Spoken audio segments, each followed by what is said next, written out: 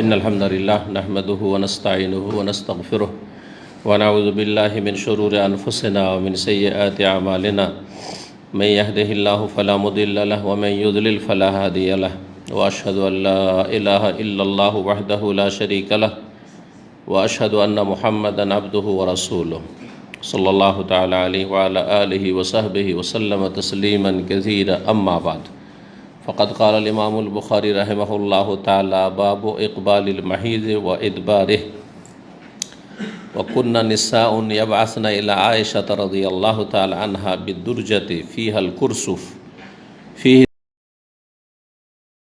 السفرة فتقول لا تجلن حتى ترين القصة البيضاء تريد بذلك الطهر من الحيضة وبلغ ابنة زيد بن ثابت أن نساء يدعون بالمصابيح من جوف الليل ينظر إلى الطهر فقالت ما كان النساء يصنعن هذا وعابت عليهن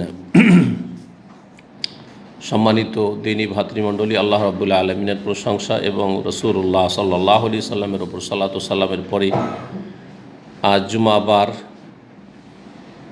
3রা সফর 1443 হিজরি মোতাবেক 10 সেপ্টেম্বর 2021 আমাদের ধারাবাহিক আলোচনা সহিহুল বুখারীর হাইজের পর্ব নম্বর 5। ইমাম বুখারী রাহিমাহুল্লাহ অধ্যায় নম্বর হচ্ছে 19। বলছেন বাবু ইকবালিল মাহিজ ওয়া ইদবারিহি। এই অধ্যায় হচ্ছে মাসিকের শুরু এবং শেষ সম্পর্কে। মাসিকের বা হাইজের শুরু এবং শেষ, কখন শুরু ধরবো যে হাইজ মাসিক শুরু হয়েছে আর কখন শেষ হয়েছে বুঝতে পারবো, এ বিষয়ে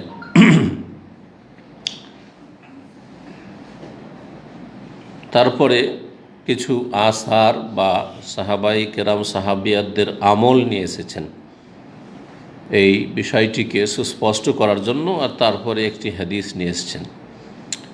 বলছেন অকুন্না নিসা ইয়াবাসনা ইলা আয়েশাতা, মহিলারা রাসূলুল্লাহ সাল্লাল্লাহু আলাইহি ওয়াসাল্লামের ইন্তেকালের পরে বা তার জীবদ্দশায় হতে পারে মা আয়েশা রাদিয়াল্লাহু তাআলা আনহার কাছে পাঠাতেন কৌটা নিয়ে। দুরজা মানে কৌটা, কি বলেন, কৌটা, ডিব্বা, কোটাই বলে শুদ্ধ বাংলায়। তো কোটা পাঠাইতেন ফিহাল কুরসুফ, যাতে তুলো থাকতো। কুরসুফ তুলোকে বলা হয়। ফিহে সুফরা, সেই তুলো দিয়ে পরীক্ষা করতেন মহিলারা মাসিক শেষ হইল কি না এই বিষয়টি। তো ওই তুলো হলুদ বর্ণ থাকতো, তুলোতে হলুদ রং থাকতো। বলার উদ্দেশ্যে যে এই হলুদ বর্ণ হলে এখন পাক হয়েছে কিনা। মাসিক ঋতু কালো রক্ত সাধারণত কালো হয়, আবার তাজা রক্তের মতো হইতে পারে, স্পষ্ট হইতে পারে কারো কারো ক্ষেত্রে, কিন্তু অধিকাংশ ক্ষেত্রে মাসিকের রক্তের রং হচ্ছে কালো বা কালো ভাব। কিন্তু যখন হলুদ হয়ে আসতো তুলোতে, সেটা পরীক্ষার জন্য কোটাতে করে পাঠাতেন।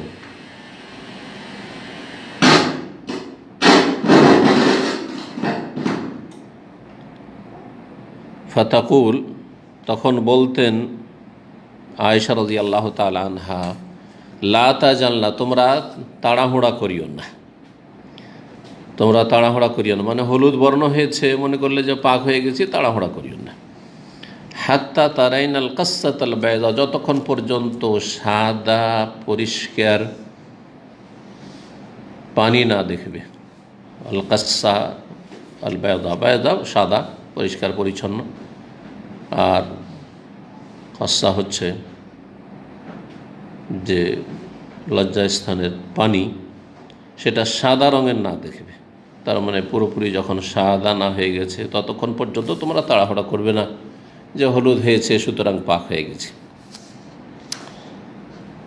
আল কাসাতুল বাইজা, সাদা পরিষ্কার পরিচ্ছন্ন পানি বলতে কি বুঝিয়েছেন আয়েশা রাদিয়াল্লাহু তাআলা আনহা? বলছেন তরিদু বিযালিকা তুহুর মিনাল হাইজা, উদ্দেশ্য তার হচ্ছে মাসিক থেকে পবিত্রতা। সাদা পরিষ্কার পরিচ্ছন্ন পানি যদি দেখে তার মানে মাসিক থেকে পাক পবিত্র হয়ে গেছে নিশ্চিত। হলুদ বর্ণ অথবা মেটেলে রং সম্পর্কে একটি অধ্যায় এবং হাদিস আসছে, অধ্যায় নম্বর 25। এখন আমরা 19-এ আছি, আজকে আলোচনা আসুন। হলুদ বর্ণ যদি হয় অথবা মেটেলে রং, মাটির রং, মাটি রং যদি হয় তাহলে সেটা কি? মাসিকের দিনগুলি পার হওয়ার পরে যদি হয় তাহলে সেটা মাসিক নয়। অর্থাৎ মাসিকের অভ্যাস আছে 7 দিন, 7 দিন পরে 8 দিনের দিন, 9 দিনের দিন তখন মেটলে রং অথবা হলুদ রঙের কিছু বের হচ্ছে, তাহলে সেটা মাসিক নয়। কিন্তু মাসিকের দিনগুলির ভিতরেই যদি হয়, প্রথম 3 দিন পরে, 2 দিন পরে বা প্রথম দিন থেকেই হলুদ বর্ণ অথবা মেটলে রং, মাটির মতো যেমন গুলা মাটি থাকে পানিতে, তাহলে মাসিক সেটা। এই জন্য নিশ্চিত কখন? যে যখন সাদা পরিষ্কার হয়ে গেছে পানির মতো। তারপর দ্বিতীয় আরেকটি আসার নিয়ে আসছেন, ওবালাগা ইবনাতা যায়েদ ইবনে সাবিত। যায়েদ ইবনে সাবিত রাদিয়াল্লাহু তাআলা আনহু প্রখ্যাত সাহাবী এবং কাতিব ওহী, রাসূলুল্লাহ সাল্লাল্লাহু আলাইহি সাল্লামের ওহী সবচেয়ে বেশি তিনি লিখেছেন। কয়েকজন সাহাবী ওহী লিখতেন এবং তারা লেখাপড়া জানতেন। যারা লিখবে অবশ্যই লেখাপড়া জানবে। আর আরবদের মধ্যে তখন হাতে গোনা কয়েকজন হাতে গোনা, হাতের আঙুলে গোনা যাবে, মাত্র কয়েকজন লেখাপড়া জানতেন। তার মধ্যে একজন যায়েদ ইবনে সাবিত রাদিয়াল্লাহু তাআলা সবচেয়ে বেশি ওহী লিখতেন। মুআবিয়া রাদিয়াল্লাহু তাআলা তিনি ওহী লিখতেন, আলী রাদিয়াল্লাহু তাআলা আনহু লিখতেন। তো এই যায়েদ ইবনে সাবিতের মেয়ে, তিনিও আলেমা ফাকিহা ছিলেন। তার মানে নবী সাল্লাল্লাহু আলাইহি সাল্লামের সাহাবিয়াত এবং তাবেঈদের জামানায়, সাহাবীদের জামানায় অনেক মহিলারা আলেমা ফাকিহা হইতেন, যারা ফতোয়া দিতে পারতেন। তো যায়েদ ইবনে সাবিত রাদিয়াল্লাহু তাআলা আনহুর মেয়ের কাছে এই সংবাদটি পৌঁছিল যে আন্না নিসা আন ইয়াদউনা বিল মাসাবিহ মিন জাওফিল লাইল, কিছু মহিলারা এমন আছে, তাহলে তাবেঈনদের জামানার ঘটনা। ওই যে কিছু মহিলারা এমন আছে যারা রাতের অন্ধকারে বাতি নিয়ে ডাকে, যে দেখি একটু লাইট দেখি, বাতি দেখি। আজকালকার যুগে বাতি হচ্ছে বৈদ্যুতিক বাতি, বিদ্যুতের। আর তখন আমরাও ছোটোকালে দেখেছি লণ্ঠন, জানেন তো লণ্ঠন, ল্যাম্প, তার আগে প্রদীপ খোলা, ধোঁয়া হচ্ছে, গোটা গরম আর হয়ে যায়, ধোঁয়া হয়ে যাচ্ছে, প্রদীপ, চেরাক। তো বাতি নিয়ে ডাকতো, মানে আলো নিয়ে আর কি। ইয়ানজুরুনা ইলা তোহর, রাতের অন্ধকারে দেখার জন্য যে পাক পবিত্র হয়েছে কিনা, চেক করার জন্য, যে মনে হচ্ছে যে আর কিছু প্রবাহিত হচ্ছে না, তো রাত্রে কি পাক হয়ে গেলাম, যদি পাক হলে এসা পড়তে হবে, অথবা ফজরের আগে ফজর হতে যাচ্ছে, তাহলে ফজর পড়তে হবে। তো এই জন্য রাতের অন্ধকারে বাতি নিয়ে ডাকতেন কিছু মহিলারা, দেখার জন্য ভালো করে সূক্ষ্মভাবে যে পাক হইল কি হইলেন। ফাঁকা তখন বললেন যায়েদ বিন সাবিতের মেয়ে, মা কানা নাসি আসনা হাজা, সাহাবী রমণীরা, মা কানা নিসা তার আগে যারা আদর্শ রাসূলুল্লাহ সাল্লাল্লাহু আলাইহি ওয়াসাল্লামের পরে তারা হচ্ছেন সাহাবিয়াত। বলছে মা কানা নাসি আসনা হাজা, এমনটা মহিলারা করতেন না, মানে তোমরা যেটা করছো এত বাড়াবাড়ি, যে রাতের অন্ধকারে তদন্ত করো, চেক করো পাক হইল কি হইল না, সাহাবী মহিলারা এমন করতেন না, যে বাতি নিয়ে দেখো না, এরকম করতেন না। ও আবাত আলাইহিন্না, আর এ সম্পর্কে তিনি প্রতিবাদ করলেন এবং তাদের দোষারোপ করলেন যে এটা ভুল কাজ করছো তোমরা। 320 নম্বর হাদিস, আয়েশা রাদিয়াল্লাহু তাআলা আনহা থেকে বর্ণিত, আন্না ফাতেমা বিনত আবি হুবাইশ, আবু হুবাইশের মেয়ে ফাতেমা, কানা তুস্তাহাজ, তার ইস্তিহাজা হইতো, রক্ত প্রদাহ, রোগের কারণে যে রক্ত প্রবাহিত হয় মাসিকের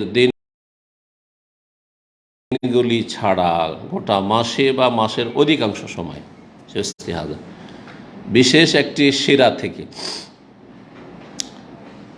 নবী করিম সাল্লাল্লাহু আলাইহি সাল্লামকে জিজ্ঞেস করলেন ফাতেমা, বললেন তখন রাসূলুল্লাহ সাল্লাল্লাহু আলাইহি ওয়াসাল্লাম উত্তরে কি জিজ্ঞেস করলেন যে আমার এরকম প্রচণ্ড রক্ত প্রবাহিত হচ্ছে, তো এটা তো মাসিক নয়, তো আমি করব কি এখন, মাসলা কি এই ক্ষেত্রে?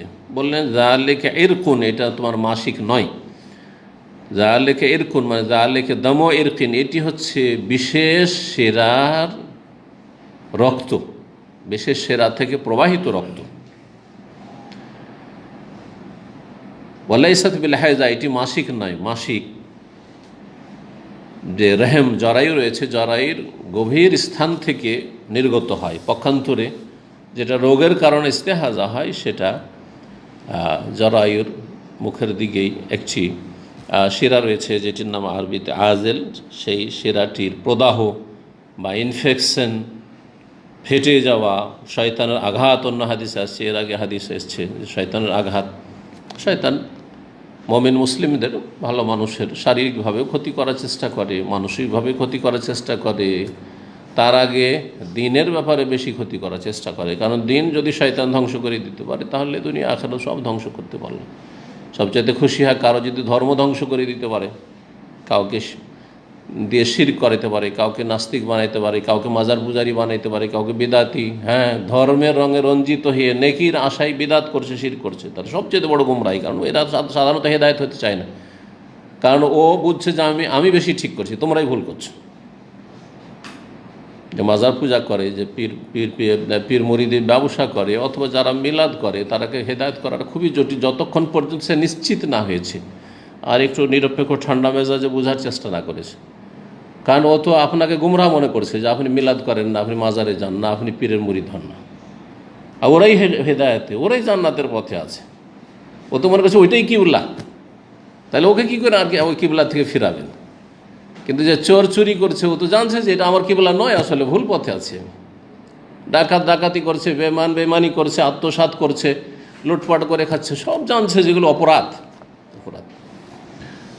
সুতরাং এই শ্রেণীর লোকের যদি পরকাল সম্পর্কে একটু চিন্তাশীল হয়ে যেতে পারে, তারা তো সহজে হেদায়েত হবে। কিন্তু শর্ত হচ্ছে পরকাল সম্পর্কে চিন্তাশীল হওয়া। বাস্তবে হেদায়েত হয় না কেন?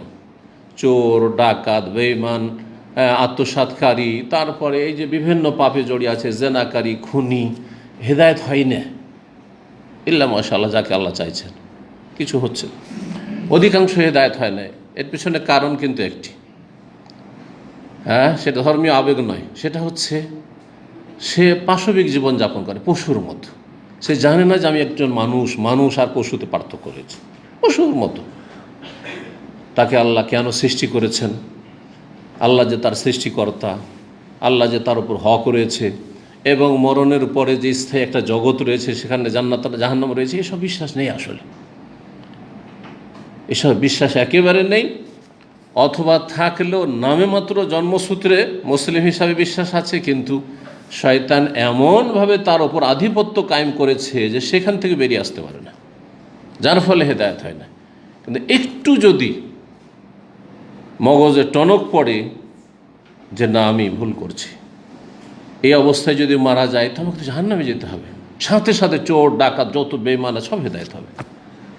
কিন্তু বেদাতি সহজে হেদায়েত হয় না। যেন বেদাতি মাদ্রাসার পড়াগুলো হেদায়েত হয় না, জানলে শিক্ষিত অনেকে হেদায়েত হচ্ছে।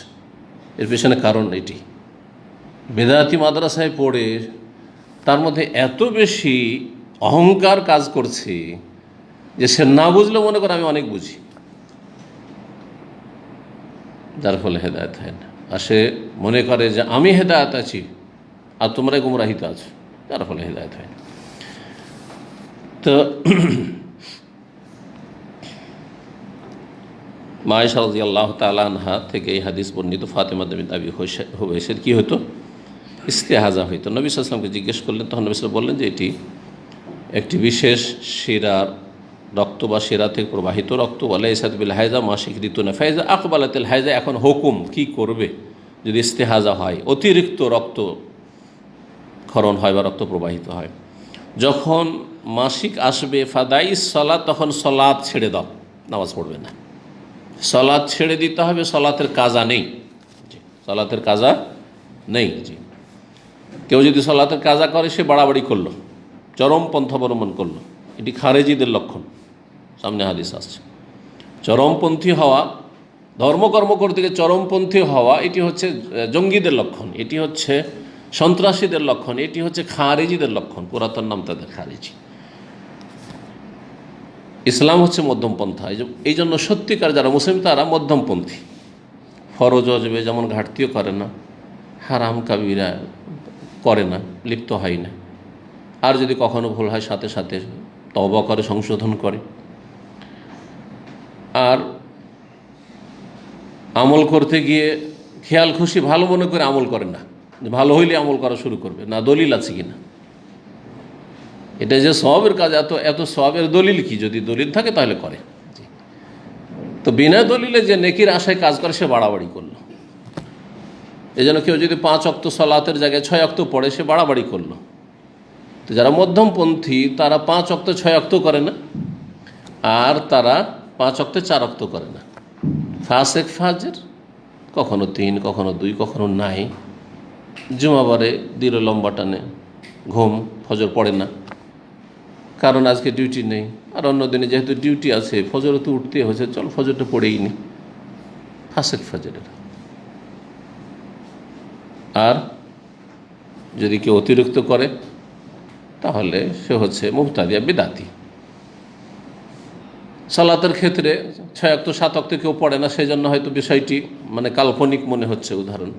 কিন্তু ঈদের ক্ষেত্রে নেন, মধ্যমপন্থী মুসলিম দুটো ঈদ করে, ঈদ উল ফিতর, ঈদ উল আজহা।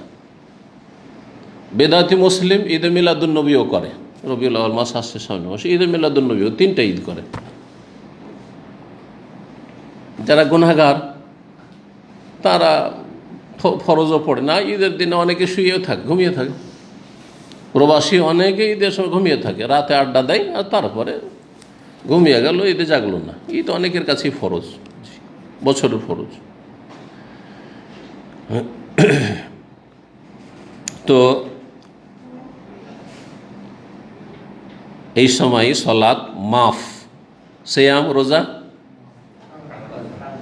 তখন রাখা হারাম মাসিক অবস্থায়, কিন্তু কি করে পরে কাজা করতে হবে। জি, ওয়াইজা আদবারা, তার যখন মাসিক শেষ হয়ে যাবে, ফাকতাসেলি, এই যে শুরু হওয়ার শেষ হওয়া, তাহলে বোঝা গেল মাসিকের শুরু শেষ। একজন মহিলা যার মাসিক হচ্ছে, শুরু হয়েছে, তাকে অবশ্যই জানতে হবে এবং তার কথাই গ্রহণযোগ্য। সামনে আজ একটি বিষয়, কার কথা গ্রহণযোগ্য।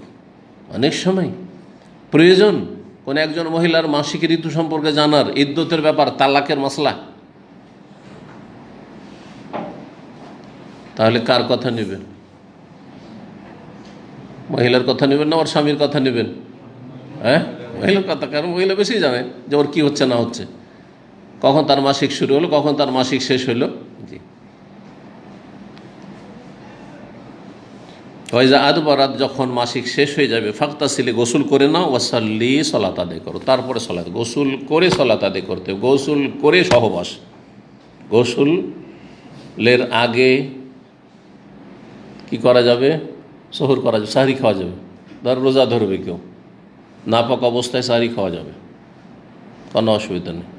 কিন্তু গোসল কিসের জন্য করতে হবে? ফজরের সলাতের জন্য। এই ক্ষেত্রে স্পষ্ট দলিল রয়েছে জানাবাতের ক্ষেত্রে, মানে সহবাসের গোসল বা স্বপ্নদোষ। কারো স্বপ্নদোষ হয়েছে, এখন যদি গোসল করতে যায় তো সাহরি খেতে পাবে না, তাহলে কি করবে? সাহরি খেয়ে নেবে, তারপরে আজান হয়ে গেল, আজানের পরে গোসল করলো, গোসল করে হ্যাঁ সালাতে যাবে, নামাজ পড়তে যাবে। এক্ষেত্রে অবকাশ আছে। অর্থাৎ সাহরি খাওয়ার জন্য বা রোজার নিয়তের জন্য পবিত্রতা শর্ত নাই। তাহলে এখান থেকে মাসলা আমাদের জেনে রাখতে হবে যে সাহারি খাওয়া যে সুন্নত কাজ একটি, এর জন্য তাহারাত পবিত্রতা শর্ত নয়, বড় নাপাকি থেকেও ছোট নাপাকি থেকে। উজু থাকা যেমন শর্ত নয়, তেমন গোসল করাও শর্ত নয় যে গোসল ফরজে গোসল করতে হবে। নিয়ত করা আসল হচ্ছে নিয়ত, কারণ নিয়ত ফরজ, নিয়ত শর্ত, যে আমি অন্তরে, মুখে নয়। নওয়াইতা নাসুমা গাদানের বেদাত নয়, আবার অন্তরের নিয়ত যে আমি আজকে সিয়াম করছি, সে ফরজ হোক আর সুন্নাত হোক। তাহলে এই যে নিয়তটা করছে, সে নাপাক অবস্থায় করছে, জায়েজ না জায়েজ নয়? জায়েজ। তো সহবাসের গোসল বা স্বপ্নদোষের ক্ষেত্রে স্পষ্ট হাদিস রয়েছে যে নাপাক অবস্থায়, গোসল ফরজ থাকা অবস্থায় সাহরি করেছেন রাসূলুল্লাহ সাল্লাল্লাহু আলাইহি ওয়াসাল্লাম, করেছেন। জি, এখন সেম ওই রকমই হচ্ছে মাসিকের ঘটনা। হ্যাঁ, মাসিক থেকে পাক হয়েছে, এখন যদি গোসল করতে যায়, যখন জানলো, নিশ্চিত হলো যে মাসিক শেষ হয়ে গেছে, এখন যদি গোসল করতে যায় তাহলে সাহরি ছুটে যাবে, সাহরি খাওয়া দরকার, তাহলে সাহরি খেয়ে নেবে, রোজা নিয়ত করে নেবে, আর তারপরে গোসল করে সালাত পড়বে। সূর্য ওঠার আগে সালাত হইতে হবে। মহিলাদের জামাত নেই, সুতরাং অক্তে আওয়াল অক্তে না হলে একটু লেটেই হোক, একবার সূর্য ওঠার কাছাকাছি যাবে না, যেটা অপছন্দনীয় অক্ত। ঠিক 20 নম্বর অধ্যায় বলছেন বাবুন লা তাকজিল হাইজুস সালাত। এই অধ্যায় হচ্ছে যে ঋতুবতী মহিলা সালাত কাজা করবে না, সালাত মাফ, ছেড়ে দিবে। ওয়াকালা জাবের, সাহাবী জাবের রাদিয়াল্লাহু তাআলা এবং আবু সাঈদ খুদরি রাদিয়াল্লাহু তাআলা আনহুম বলেছেন, আনিন নবী সাল্লাল্লাহু আলাইহি ওয়াসাল্লাম থেকে বর্ণনা করে, তাদাউস সালাহ, ঋতুবতী মহিলারা কি করবে? সালাত ছেড়ে দেবে। ছেড়ে দেওয়া মানে আর কাজা করা লাগবে না। 321 নম্বর হাদিস, বর্ণনাকারী মুআযা রাদিয়াল্লাহু তাআলা আনহা তবে আন্না ইমরাতান ক্বালাত লি আয়েশা, জনৈক মহিলা আয়েশা রাদিয়াল্লাহু তাআলা আনহাকে বলল, আতাজজি ইহদানা সলাতাহা ইযা তাহরাত, আমাদের কারো সলাৎ কি যথেষ্ট হবে যদি কাজা করে পবিত্র হওয়ার পরে? এই মহিলার ধারণা যে মাসিক থেকে পাক হওয়ার পরে কি করতে হবে, যেমন রোজা সিয়াম কাজা করতে হবে, তেমনই সলাতও কাজা করতে হবে। তাই জিজ্ঞেস করলেন এই মহিলা। ফাঁকা আল্লাহ, তখন আয়েশা রাদিয়াল্লাহু আনহা বলেছে, আহারুরিয়াতুন আনতি, তুমি কি হারুরা গ্রামের অধিবাসিনী? হারুরা একটি গ্রাম, কুফা শহর, যে ইরাকে বিখ্যাত শহর, যেখানে কুফার পাশেই কারবালার ময়দানে হুসাইন রাদিয়াল্লাহু তাআলা আনহু এবং তার পরিবার পরিজনের শাহাদাত হয়েছিল, মর্মান্তিক ঘটনা ঘটেছিল। এর পাশেই এই গ্রামটি, 2 মাইল ওখান থেকে। কুফা রাজধানী ছিল আলী রাদিয়াল্লাহু তাআলা আনহু আমলে। মদিনা থেকে তিনি রাজধানী কুফায় নিয়ে চলে গেছিলেন। দেখলেন যে আমার অনুসারী বা আমাকে যারা চায়, আমার যারা সমর্থক, তারা সংখ্যাগরিষ্ঠ শক্তিশালী কুফায়। তখন তিনি তার ইজতিহাদে মদিনা থেকে চলে গেছিলেন কুফায়। ইজতিহাদগত বড় বড়দের যে ভুল হইতে পারে, ওলামারা বলেছেন এটা একটা বাস্তব, যে আলী রাদিয়াল্লাহু তাআলা আনহুর রাজধানী মদিনা থেকে কুফা নিয়ে যাওয়াটা ইজতিহাদে মানে সূক্ষ্ম হয়নি। মদিনা অন্য অন্য শহরের চাইতে, অন্য অন্য দেশে এলাকার চাইতে অনেকটা ফিতনামুক্ত। যে আশায় গিয়েছিলেন সেখানে তারাই কিন্তু চরম গাদ্দারি করেছে। সেখান থেকে খারেজি জঙ্গি চরমপন্থীদের ফিতনা জন্মেছে, আর তাদের হাতে তিনি নিহত হয়েছেন, শহীদ হয়েছেন রাদিয়াল্লাহু তাআলা আনহু। এবং সেখান থেকে রাফেজি শিয়ারা জন্মেছে, যারা নিজেরাই আলী রাদিয়াল্লাহু তাআলার ছেলে হুসাইন রাদিয়াল্লাহু তাআলা আনহুকে, হাসানকে, সবকে শহীদ করেছে, মেরেছে, আর তারপরে তাদের উপর মাতমও করতে আছে। ফিতনার জায়গা ইরাক, আরজুল ফিতান, আল্লাহ হেফাজত করে। তো মা আয়েশা রাদিয়াল্লাহু তাআলা বলছে, আহারুরিয়াতুন আনতে, তুমি কি হারুরি নাকি?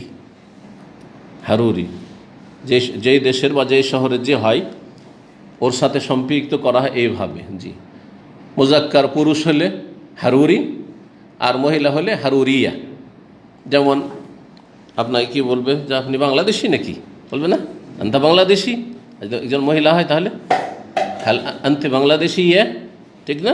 ঠিক ওই রকম হারুরিয়া, তুমি কি হারুরা গ্রামের মহিলা নাকি, সেখানকার বাসিন্দা নাকি? কেন বললেন এই কথা? এই জন্য বললেন যে আলী রাদিয়াল্লাহু তাআলা আনহু যখন মুআবিয়া রাদিয়াল্লাহু তাআলার সাথে মীমাংসার সিদ্ধান্ত নিলেন, মীমাংসায় উপনীত হলেন, একমত হলেন যে আমাদের এই দ্বন্দ্বগুলি শেষ, কিন্তু তৃতীয় একটা মুনাফিক পক্ষ ছিল, সাবাই শক্তি, যারা চাইছিল না যে এটা হোক। সবসময় তারা ফিতনা লাগাই দিতে গেছে। আপনার অন্তর সাফ আর এর অন্তর সাফ, কিন্তু দুইজন মিলতে দিতে চাই না, তৃতীয় একটা পক্ষ আছে। এটা যুগে যুগে এই মুনাফিকই কাজ করেছে। এই মুনাফিক ইহুদি থেকেও আসতে পারে, সে খ্রিস্টান থেকে আসতে পারে, সে অন্য কোনো মুশরিক কাফের থেকেও আসতে পারে। জি, যেন মক্কার মদিনার মুনাফিকরা ছিল, তারা মুশরিক পত্তলিক বংশ থেকে এসেছিল। কিন্তু এই আবদুল্লাহ বিন সাবা সে ইহুদি, এমন দেশের ইহুদি ছিল। এই সাবাই শক্তি খুব কাজ করেছে ইসলাম মুসলিমদেরকে ধ্বংস করে দেওয়ার জন্য, মুসলিমদের সাথে লড়িয়ে দেওয়ার জন্য। জি, তখন মানুষ সঠিক সিদ্ধান্তে আসতে পারে না যে হচ্ছেটা কি, বোঝা যায় না তো। কারণ ভিতর যে কলকাঠি নড়াচ্ছে তাকে চেনা যায় না তো, আত্মগোপন করে আছে। যারা বাহ্যিক দেখছেন না এরই দোষ, হয়তো কেউ বলছেন না ওর দোষ, এর উপর দোষটা পাচ্ছে, ওর উপর দোষটা পাচ্ছে, কিন্তু এও দোষী না বেছে, এও দোষী না, মাঝখান থেকে দুজনকে লড়াচ্ছে আর কেউ, তাদেরকে ধরা যাচ্ছে না। এরকমটা হয়েছে।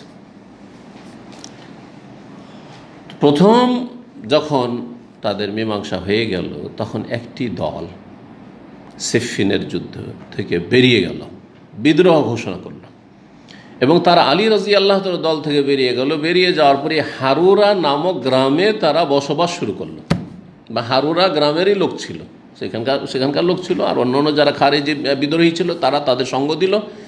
এই কুফা থেকে 2 মাইল দূরে তারা এই গ্রামে বসবাস করত প্রথম যুগের খারেজি জঙ্গিরা। ইসলামের 1400 বছর ইতিহাসে প্রথম জঙ্গিদের বাসস্থান হচ্ছে, গ্রাম হচ্ছে এই হারুরা। আর তারপরে তারা যুদ্ধের ঘোষণা করলো আলী রাদিয়াল্লাহুর বিরুদ্ধে। কাফের ফতোয়া দিল যে আলী রাদিয়াল্লাহু কাফের হয়ে গেছে, মুআবিয়াও কাফের হয়ে গেছে। যারা এই মীমাংসায়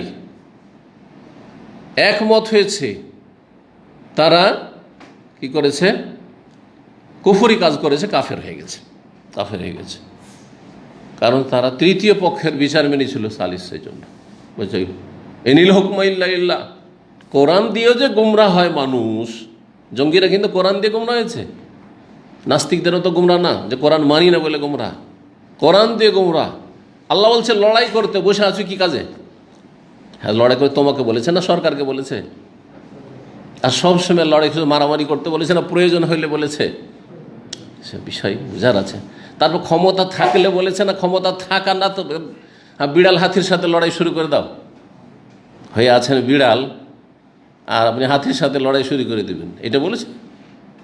তো এসব বিষয়গুলি কে বুঝবে? আলেম বুঝবে, কিন্তু এই জঙ্গিরা তো বুঝে না। আল্লাহ লড়াই করতে বলেছে, বোঝা গেছে?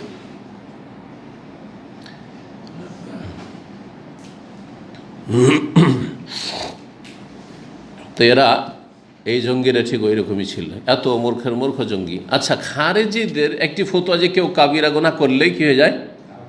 বড় কাফের। কাবিরা গুনাহ করলে গুনাহগার হয়, ফাসেক। একজন চোর চুরি করলে সে কাফের নয়, যদি সে 5 ওয়াক্ত নামাজ পড়ে আর শিরক না করে, মাজার পূজা না করে, নাস্তিক না হয়, তাহলে সে কাফের নয়, মুসলিম। মদখোর মুসলিম, ফাসেক মুসলিম, একটা টাইটেল তার বাড়বে, মুসলিম ফাসেক, পাপিষ্ট মুসলিম। এইরকম যে কোনো কাবিরা গুনাহতে আছে কেউ, ফাসেক। কিন্তু তারা বলতো কাবিরা গুনাহ করলে কি হয়ে যায়? বড় কাফের হয়ে যায়। আর একটি তাদের ভ্রান্ত বিশ্বাস যে আমরা কোরআন মানি, আমরা হাদিস মানি না। কোরআনে আয়াত দলিল পেশ করে, হাদিস মানি না। খারেজিদের এই আকীদাটি নিয়েছে আহলে কোরআন গুমরাহ, বলছে কোরআনের উপর আমল করবো, হাদিস এসব আমল করবো না। অথচ হাদিস উপর আমল না করলে কোনো ইবাদতবন্দি করতে পারবে না, না 5 ওয়াক্ত সালাত পড়তে পারবে, না রোজা রাখতে পারবে, না যাকাত দিতে পারবে, না হজ করতে পারবে। কারণ কোনো একটি ফরজের বিস্তারিত আলোচনা কোথাও কোরআনে নেই। কিছু কথা আছে যেটা স্পষ্ট করতে হবে হাদিস দিয়ে। তাহলে কোরআন একটি গুমরাহ ফিরকা পাকিস্তান থেকে বেরিয়েছিল, এই ফিতনা পাঞ্জাব থেকে, আর তারপর সেটা ভারতের বিভিন্ন জায়গায় ছড়িয়ে গেছে, বাংলাদেশে পর্যন্ত ছড়িয়েছে। এই ফিতনা এখন বাংলাদেশে মারাত্মক আকার ধারণ করছে। সুতরাং মুসলিমরা সতর্ক, সাবধান। কেউ কোরআনের দোহাই দিলে ধোঁকা খাবেন না। কোরআন কারীমের সাথে যতক্ষণ রাসূলুল্লাহ সাল্লাল্লাহু আলাইহি ওয়াসাল্লাম হাদিসের কথা না বলবে, তার সাথে সালাফে সালেহিন, সাহাবাই কেরাম, তাবেঈন, তাবাত, স্বর্ণযুগের আদর্শের কথা না বলবে। 3টি কথা সবসময় রাখবেন। আল্লামা আলবানী রাহিমাহুল্লাহ সবসময় এই কথাটি বলতে, মানহাজে সালাফ। যারা আহলে কোরআন তারা শুধু কোরআনের কথা বলছে, হাদিস মানা যাবে না, ঠিক আছে? যারা জঙ্গি তারা কোরআন হাদিসের কথা বলে, কিন্তু সাহাবায়ে কেরামদের আদর্শের কথা বলে না। এই জন্য তারা গুমরাহ হয়েছে। যতগুলি বেদাতপন্থী আছে তারাও কোরআন হাদিসের কথা বলে, যদিও কিছু জাল জয়ীফ হাদিস পেশ করে তারা, কিন্তু তারাও কোরআন হাদিসের দলিল পেশ করে। যারা মিলাদ করে, যারা শবে বরাত করে, তারা হাদিস পেশ করে না? হ্যাঁ, পেশ করে, কিন্তু কিছু জাল জয়ীফ হাদিস পেশ করে। আর তার সাথে সাহাবায়ে কেরামদের আদর্শে তারা বিশ্বাসী নয়। তাদেরকে যে টেনে নিয়ে যান ওখানে যে সাহাবায়ে কেরামরা কি ঈদে মিলাদুন্নবী করতেন, তখন ফেঁসে যাবে।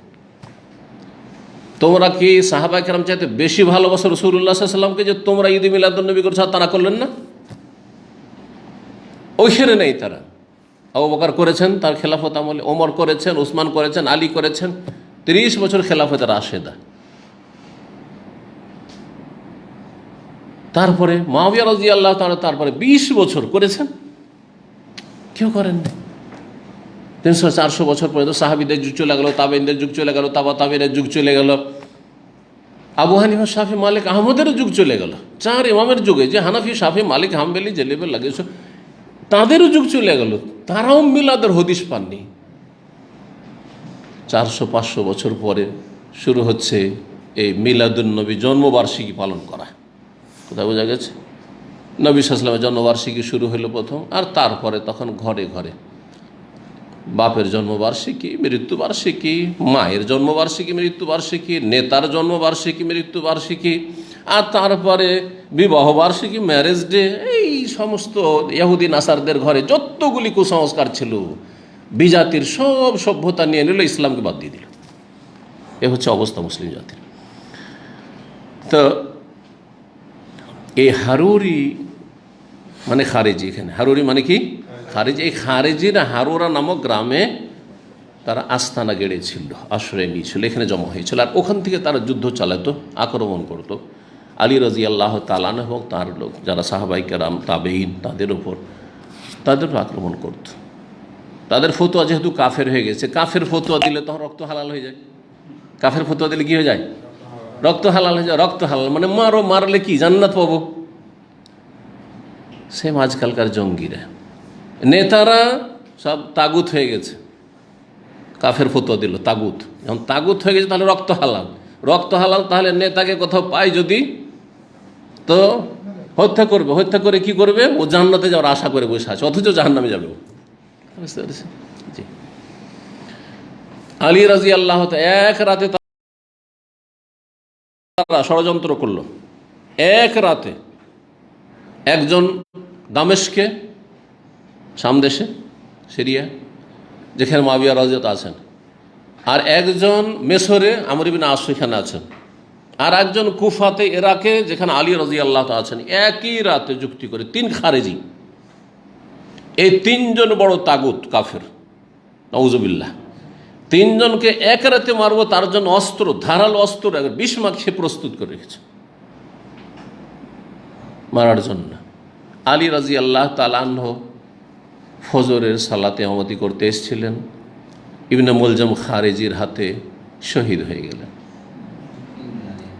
আর 2 জনের একজন ঠান্ডার দিন ছিল, ফজরে আসেননি, বেঁচে গেলেন।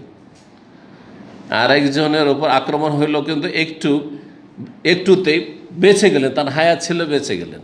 একই রাতে প্ল্যান বানিয়েছিল খারিজিরা, জঙ্গিরা যুগে যুগে এরকম প্ল্যান বানায় ভালো মানুষদের বিরুদ্ধে।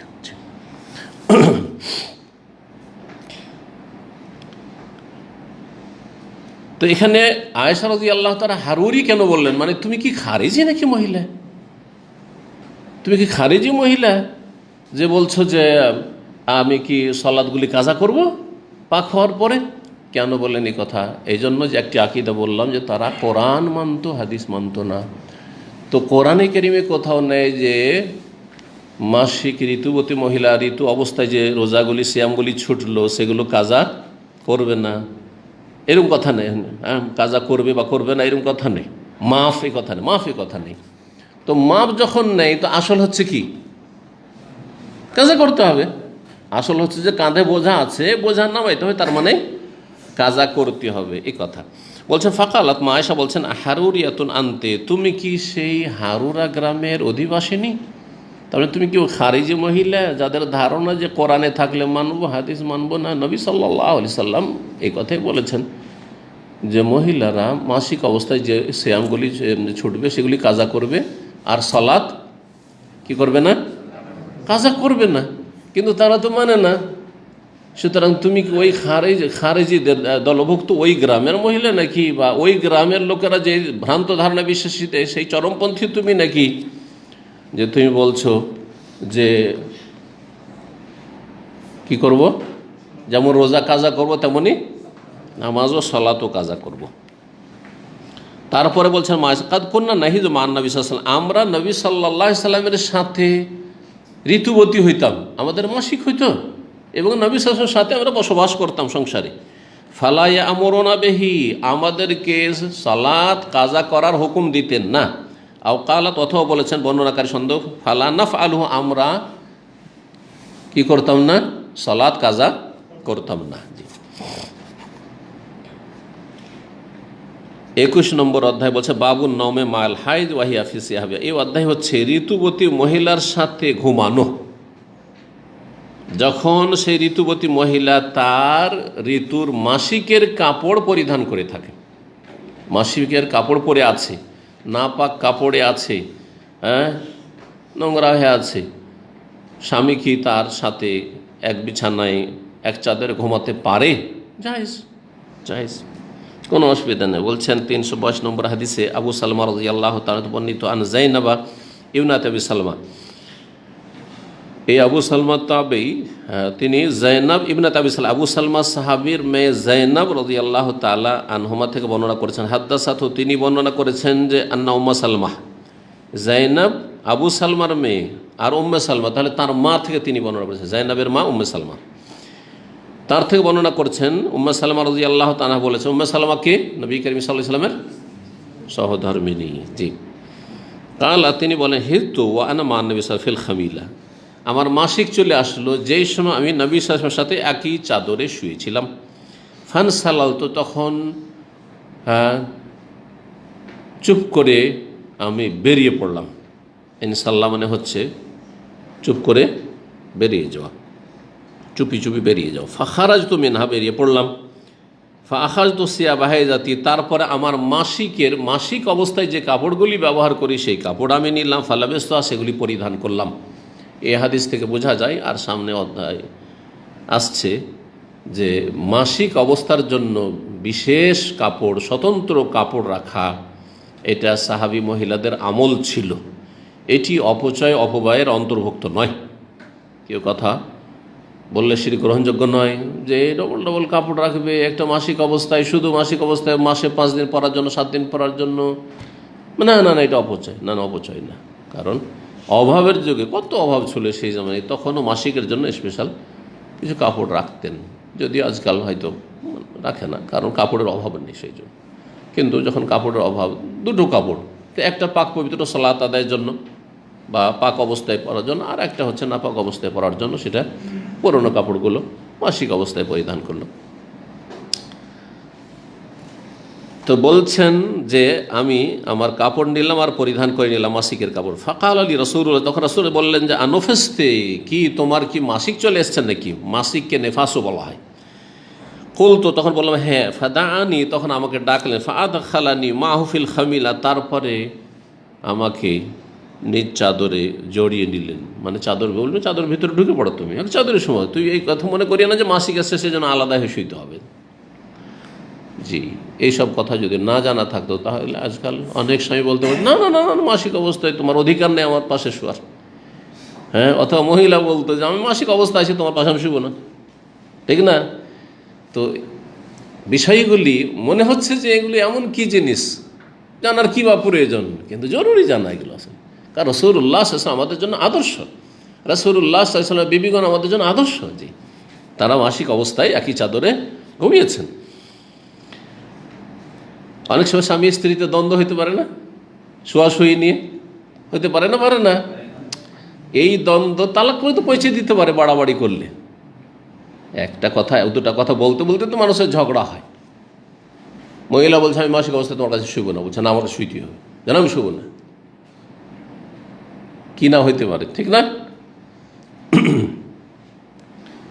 অথবা পুরুষটা বলছে আমি শুইতে দেবো না তোমাকে, মাসিক অবস্থা, তুমি নাপাক অবস্থা, আমি শুইতে দেবো না তোমাকে। যাও তুমি আলাদা বিছানা। আর কিছু মহিলা আছে, ও না, মহিলা মেলা রকমের আছে। কিছু মহিলা আছে যদি স্বামী একদিন শুইতে না দেয় বিছানায় তাহলে ওর কিয়ামত হয়ে যাবে। আর কিছু মহিলা যদি শুইতে না দেয় বছরকে বছর, ও কিছুই হবে না, ওর কিছু বাঁকাও হবে না। কথা বোঝা গেছে? এই জন্য আল্লাহ যে সোজা করতে বলেছেন মহিলাদেরকে বিভিন্ন পন্থায়, তার একটি স্তর কি, ওয়াল্লাতী তাখাফুনা নুশুজাহুন্না ফাইজুহুন্না, কোরআনের ভাষা আল্লাহ বলেছেন। যদি দেখো যে কোনো মহিলা বিরুদ্ধাচরণ করছে, স্বামীর অবাধ্য হয়ে যাচ্ছে, তাহলে হুট করে তালাক দিয়ে দেন না। প্রবাসে আছেন সৌদি আরবে, রাগ উঠলো, উল্টো পাল্টা কাজ করে, হ্যাঁ, নিজের মনে মনে চলে, হ্যাঁ, যা ইচ্ছা তাই করে, যা ইচ্ছা তাই বলে, তালাক তালাক তালাক। না না না, এটা সমাধান না, এটা কোরআনি শিক্ষা নাই। কোরআন পড়ুন এবং বুঝুন আর আমল করুন কোরআন সুন্নাহর উপর। ফায়েজুহুন্না, প্রথম বুঝাও, ওয়াজ করো, উপদেশ দাও, আল্লাহ বলেছেন। ফায়েজুহুন্না 1 নম্বর। 2 নম্বর কি, ওয়াহজুরহুন্না ফিল মাজাজি, বিছানা আলাদা করে দাও, বিছানা আলাদা করে দাও। কিন্তু অনেক পরিবারের খবর পাই, আমাদের কাছে তো সমস্যা হলে আসতে হয় মানুষকে, সুতরাং বলতে হয়, উপায় তো নাই। সুবহানাল্লাহ, বলছে স্বামী যে মাসকে মাস চলে যাচ্ছে, ও আলাদা বিছানা, ও আমার কাছে আসেই না, কোনো পরোয়া করে না। জি, আবার কোনো কোনো মহিলাকে এক রাতে সোজা করা যাবে, ওকে মেরে সোজা করতে পারবে না, কিন্তু একটা রাত বিছানা আসতে দেবো না, অতি সোজা হয়ে যাবে। ওয়াহজুরহুন্না ফিল মাদাজি। 3 নম্বরে আল্লাহ বলছেন, ওতেও যদি না হয় বিছানা আলাদা করে, মাসকে মাস, 2 মাস, 3 মাস চলে যাচ্ছে, ও আলাদা বিছানা, ও ঘরেই আসে না, খায় দেয় বাস থাকে ঘরে, তাহলে এভাবে কি সংসার চলে নাকি? তো কী করতে হবে? ওয়াদরিবুহুন্না, হালকা মারো। যে হালকা মারার জন্য কোনো কোরআনে হালকা নেই, কিন্তু হাদিসে ওর ব্যাখ্যা রয়েছে। এরম মারে, এমন মারবে না যেটাতে বোঝা যায় যে মারা হয়েছে। এবং এর তাফসীর করেছেন সালাফগণ, সাহাবায়ে কেরামগণ, এই মারাটা কষ্ট দেওয়ার জন্য না, এই মারাটা হচ্ছে একটু অপমান করার জন্য, অপমান করার জন্য, যে তার মানহানি হইল। যেমন মিসওয়াক দিয়ে মারা, মিসওয়াক দিয়ে মারলে কী হবে? মিসওয়াক দিয়ে মারা, এরকম করে। জি, ফাইনা তানাক ফালা তাবগু আলাইহিন্না সাবিলা, যদি এই 3টি পদক্ষেপে হয়ে যায় তাহলে অন্য তালাকের রাস্তা আর খুঁজিও না, তালাকের রাস্তা খুঁজিও না। তো চলেন এগিয়ে যাই। বলছেন কি, চাদরে জড়িয়ে নিলে। খালাত ওয়াহাদ্দাসাতনি, আমাকে বয়ান করেছেন তিনি। আর একটি বিষয়, জাইনাব বলছেন যে তার মা বর্ণনা করেছে, তার মা মেয়ের সামনে এই বিষয়গুলি বর্ণনা, দিনের বিষয় যেহেতু, লজ্জা করতেন না। এসব বিষয়ে অনেকে লজ্জা করে। আমাদের দেশের মহিলারা মা মেয়েকে মাসিক বিষয় সম্পর্কে শিখাতে লজ্জা করে।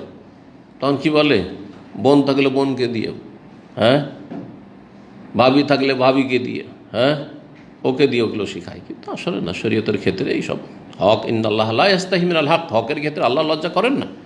সুতরাং এগুলো অনেক জায়গায় আছে যে মেয়ের মাসিক হয়েছে, প্রথম কিছুই জানে না, শুধু মা আছে বাড়িতে, আপনি খুঁজে বেড়াবেন যে দেখি কোনো বান্ধবীকে দিই আর তাকে দিয়ে আমার মেয়েটাকে শিখায় নাকি? না না, এগুলো জাহাল, নিজে শিখাবেন, মা মেয়েকে শিখাবে। ও হাদ্দাসাতনি, আমাকে বর্ণনা করেছেন উম্মে সালমা রাদিয়াল্লাহু আনহা, আন্না নবী কানা ইউকাব্বিলুহু সাইম, নবী করিম সাল্লাল্লাহু আলাইহি সাল্লাম উম্মে সালমা রাদিয়াল্লাহু তাআলা আনহাকে চুমন দিতেন সিয়াম অবস্থায়। তাহলে রোজা অবস্থায় চুমন দেওয়া জায়েজ, কিন্তু একটি শর্ত, সেটা হচ্ছে নিজেকে যদি কে কন্ট্রোলে রাখতে পারে, আয়ত্তে রাখতে পারে তাহলে।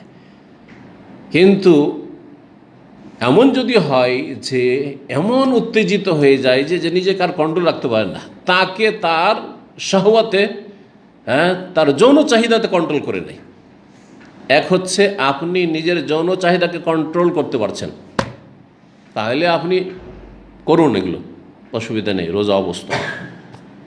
কিন্তু যদি এর বিপরীতটা হয় যে যখন যৌন চাহিদা, উত্তেজনা উঠে, তখন আপনাকে মনে হচ্ছে আপনার যৌন চাহিদাতে কন্ট্রোলে করেছে, না, যেদিকে মন যায় সেদিকে, আর থামতে পারেন না, তাহলে জায়েজ নাই, তাহলে জায়েজ নয়। তাহলে এই শ্রেণীর লোকদের চুমন দেওয়া, এইরকমই যাদের দ্রুত বীর্যপাত হয়, অনেকের আছে সূরাতুল ইনজাল, দ্রুত বীর্যপাত হয়, একটু চুমন দিলে আর থামতে পারেন না, বীর্যপাত হয়ে যাবে, তাহলে রোজা অবশ্যই বীর্যপাত হলে রোজা নষ্ট হয়ে যাবে। ইচ্ছাকৃত, এটা স্বপ্নদোষ নয় যে স্বপ্নে অনিচ্ছাকৃত হয়েছে, ইচ্ছাকৃত। আপনি কেন উত্তেজনা সৃষ্টি করলেন? কথা বোঝা যাচ্ছে না যাচ্ছে না? মশলা জানতে হবে। জি, এইরকমই যারা খারাপ ছবি দেখে, সাবধান। খারাপ ছবি দেখা বদ অভ্যাস আছে, আর রোজা অবস্থায় এইসব দেখতে গেছে, আর তারপরে থামতে পারলাম, বীর্যপাত বলছে না আমি তো অনিচ্ছাকৃত, আমি ইচ্ছা করে করি। ইচ্ছাকৃত করেছেন, কেন দেখলেন আপনি খারাপ ছবি? এক তো খারাপ ছবি দেখা হারাম, তারপরে রোজা অবস্থায় হারাম দেখছেন, আর তারপরে আপনি থামতে পারবেন, আপনার রোজা নষ্ট হয়ে যাবে, তারপরেও দেখছেন আপনি। কথা বোঝা গেছে? অপরাধের উপর অপরাধ। এই এক মাসআলা। তৃতীয় মাসআলা এখানে, ওয়াকুনতু আগতাসিলু আনা ওয়ান নবী সাল্লাল্লাহু আলাইহি ওয়াসাল্লাম মিন ইনাইন ওয়াহিদ মিনাল জানাবাতে, আমি উম্মে সালমা রাদিয়াল্লাহু আনহা বলছেন, আমি এবং নবী করিম সাল্লাল্লাহু আলাইহি ওয়াসাল্লাম একই পাত্র হতে গোসল করতাম, ফরজ গোসল, জানাবাতের গোসল, স্বামী স্ত্রী সহবাসের গোসল, একই পাত্র থেকে ঘটি দিয়ে বা মগ দিয়ে একবার পানি নিচ্ছেন রাসূলুল্লাহ সাল্লাল্লাহু আলাইহি ওয়াসাল্লাম, আরেকবার পানি নিচ্ছেন উম্মে সালমা রাদিয়াল্লাহু আনহা। স্বামী স্ত্রী এরকম একই বালতি থেকে গোসল করতে পারেন। পানি দুজনের পানি নেওয়ার সময় ছিটে পড়ছে, পড়ে না ছিটে? কিন্তু ঝুঁকতে হবে, তাহলে ছিটে পড়ছে, হতে নিশ্চিত হতে কিছু পানি পড়ছে শরীর থেকে বয়ে। তাহলে এখান থেকে একটি গুরুত্বপূর্ণ মাসআলা জানা গেল, সেটা হচ্ছে যে মায়ে মুস্তামাল, মানে ব্যবহৃত পানি, যেই পানি ব্যবহার করা, ইউজ করা হয়েছে উজুতে অথবা গোসলে, সেটা নাপাক নয়। পক্ষান্তরে হানাফি মযহাবের ফতুয়া, হানাফি ফিকহের ফতুয়া হচ্ছে যে মায়ে মুস্তামাল নাপাক, যেই পানি উজুতে গোসলে ব্যবহার হয়েছে সেটা নাপাক। তো নাপাক পানি পাক পানিতে যদি মিশে যায় তাহলে নাপাক হয়ে যাবে না? তাহলে ওতে কি করে গোসল করছেন? জি,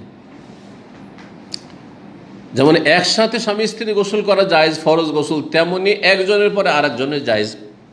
একজনের পরে আরেকজনের, আগে স্বামী গোসল করেছে, তারপরে ওই বালতিতে আরও কিছু পানি আছে, সেই পানি অবশিষ্ট পানি থেকে স্ত্রী গোসল করলো, অথবা স্ত্রী আগে গোসল করে নিয়েছে আর তারপরে স্বামী ওই অবশিষ্ট পানি থেকে গোসল করে, সেটাও জায়েজ। এই মর্মেও হাদিস রয়েছে।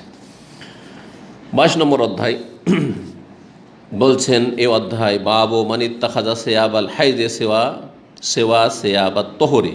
এই অধ্যায় হচ্ছে, কোনো মহিলা যদি মাসিকের জন্য স্পেশাল স্বতন্ত্র কাপড় রাখে, সেওয়া সিয়াবি তোহরে, পাক পবিত্রতার অবস্থায় যেসব কাপড় পরিধান করে সেগুলি ছাড়া, তো জায়েজ। জি, এবং এর প্রমাণ রয়েছে। 323 নম্বর হাদিস, জাইনাব বিনতে আবি সালমা, উম্মে সালমা রাদিয়াল্লাহু তাআলা বর্ণনা করছেন আগের হাদিসটাই। কালা, তিনি বলছেন, বাইনা আনা মা নবী সাল্লাল্লাহু আলাইহি ওয়াসাল্লাম মুজতাজিয়া ফি খামিলা, এক সময় আমি নবী সাল্লাল্লাহু আলাইহি ওয়াসাল্লামের সাথে একই চাদরে শুয়েছিলাম, হিজতু, মাসিক চলে আসলো, ফানসালাল, তো চুপ করে আমি বেরিয়ে পড়লাম, ফাখাযতু সিয়াবা হাইজাতি, তারপরে আমার মাসিক অবস্থায় পরিধান করার যে কাপড় সেটা আমি নিয়ে নিলাম আর পরে নিলাম। ফাকালা, বললেন নবী সাল্লাল্লাহু আলাইহি ওয়াসাল্লাম, আনফেসতে, কী ব্যাপার, তুমি বেরিয়ে পড়লে কেন বিছানা থেকে, মাসিক হয়েছে নাকি? ফাকুল, তো তখন আমি বললাম, নাম, হ্যাঁ মাসিক হয়ে গেছে। ফাদাআনি, আমাকে ডাকলেন, ফালতাজাতু মাহফিল খামিলা, তারপরে আমি এই একই চাদরে আবার এই নাপাক অবস্থায় শুয়ে পড়লাম, কোনো অসুবিধা নেই। তাহলে এখান থেকে যে মশলাটি বোঝা গেল, এর আগেও বলেছি, সেটা হচ্ছে যে মাসিক অবস্থায় এই পরার জন্য বিশেষ কোনো কাপড় রাখা মহিলাদের জন্য জায়েজ, বরং সুন্নাত। এটি সুন্নাতুস সাহাবা, সাহাবীদের সুন্নাত।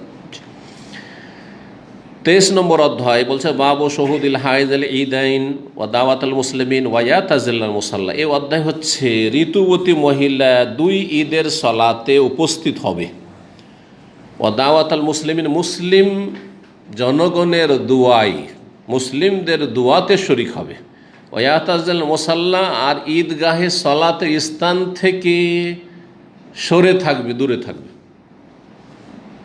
তাহলে ঋতুবতী মহিলারা যদিও সালাত আদায় করতে পারবে না, তারপরও ঈদগাহে তারা কি করতে পারবে? যাবে। এটি হচ্ছে নবী করিম সাল্লাল্লাহু আলাইহি ওয়াসাল্লাম নির্দেশ, এবং এটি হচ্ছে সাহাবায়ে কেরামদের আমল। জি, এর বিপরীত যারা বলেছে যে মহিলাদেরকে মসজিদে নিয়ে গেলে ফিতনা হবে, মহিলাদেরকে ঈদগাহে নিয়ে গেলে ফিতনা হবে, ওরাই আবার মহিলাদেরকে ওরসে নিয়ে যায়, ওরাই আবার মহিলাদেরকে আপনার মহিলাদের চিল্লাই তবলিগে নিয়ে যায়, ওরাই আবার মহিলাদেরকে দিয়ে মিছিল করায়। হ্যাঁ, বিভিন্ন ইস্যুতে মিছিল করে না? আর মিছিল করা তো মহিলাদেরকে আবার সামনে রাখে যাতে করে দেখতে সুবিধা হয়, সামনে মহিলাদেরকে রেখে পিছনে পুরুষরা। আজকাল তো আরও এগিয়ে গিয়ে একাকার হয়ে গেছে। এক সময় দেখতাম, কারণ আলহামদুলিল্লাহ দীর্ঘদিন দেখছি এইসব দৃশ্যগুলি, ইসলাম বিরোধী দৃশ্য। তার মধ্যে এক সময় দেখতাম সামনে সামনে মহিলারা থাকতে, এখন মহিলা পুরুষ একাকার হয়ে মিছিল করছে। জি, কাঁধে কাঁধ মিলিয়ে আমরা লড়াই করব, এই লড়াই করে চলছে। জি, তো এসব কিছু করছে। জলসা ওয়াজ মাহফিলে মহিলাদেরকে নিয়ে যাচ্ছে, মহিলাদেরকে পীরের খানকাতে নিয়ে যাচ্ছে, পীরের মুরিদ বানাতে নিয়ে যাচ্ছে, সব করছে তারা। মহিলাদের সহশিক্ষা পুরুষদের পাশে একই ক্লাসে পাশাপাশি বসে পড়াচ্ছে মেয়েদেরকে, সব করছে। কিন্তু ঈদগাহে নিয়ে গেলে ফিতনা হবে, মসজিদে গেলে তারাই পড়তে গেলে ফিতনা হয়ে যাবে, জুমাতে মহিলারা গেলে ফিতনা হয়ে যাবে। আউযুবিল্লাহি মিনাশ শাইতানির রাজিম। কীভাবে শয়তান এক শ্রেণীর আলেম সমাজকে গোমরাহ করেছে, যেটা হাদিস দ্বারা প্রমাণিত, যেটি সুন্নাত রাসূলুল্লাহ, যেটি সাহাবায়ে কেরামদের সুন্নাত, তার বিরোধিতা এইভাবে করেছে। আর মহিলাদেরকে দিয়ে বিভিন্ন রকমের পাপ করাচ্ছে, বিভিন্ন রকমের বিদআত করাচ্ছে। তো এই ছিল অধ্যায়। 324 নম্বর হাদিস। হাদিস হাফসা রাদিয়াল্লাহু তাআলা আনহা বর্ণনা করছেন, তিনি বলছেন, কুন্না নামনাউ আওয়াতিকানা আন ইয়াখরুজনা ফিল ঈদাইন। আমরা প্রথমত, ইসলামের প্রথম দিকে আমরা বাধা দিতাম আমাদের যুবতীদেরকে আন ইয়াখরুজনা ফিল ঈদাইন, যে ঈদের সালাতে বেরোবে, ঈদুল ফিতর ঈদুল আযহা পড়তে যাবে যুবতী মহিলারা, আমরা বাধা দিতাম। বলছেন, ফাকাদেমাত ইমরাতুন, জনৈক মহিলা আসলো, ফানাজালাত কাসরা বানি খালাফ, তারপরে বানু খালাফ বংশের মহল্লায় বা পল্লীতে সে অবস্থান করতে লাগলো। সে মহিলা কোথাও অন্য এলাকা থেকে আসলো, আর তার বানু খালাফ বংশ। আরবরা কিন্তু এক এক বংশ এক এক এলাকায় বাস করে, এক এক বংশ এক এক এলাকা। এখন শহরে বোঝা যায় না, সব একাকার হয়ে একই বিল্ডিংয়ে, কে দৌসরি থাকছে, কে জাহরানি, কে গামেদি, কে হারবি, আর কেউ বাঙালি, কেউ হিন্দি, পাকিস্তানি, সারা দুনিয়া থাকছে, ঠিক না?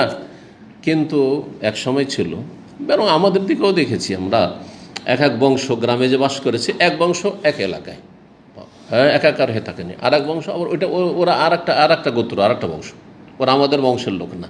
তো মোটামুটি এক বংশ একই এলাকাতে বা এক জায়গায় গচ্ছিত বাস করতো। এটা হচ্ছে গ্রামীণ জীবন, যেটা এখন উঠে যাচ্ছে। কারণ এখন আর আত্মীয়দের সাথে সম্পর্ক নেই, এখন হচ্ছে পয়সার সম্পর্ক। যার কাছে পয়সা তার সাথে সম্পর্ক। পয়সা থাকলে পর আপন, আর পয়সা না থাকলে আপন রক্তের যারা নিজের ভাই বোন সব পর।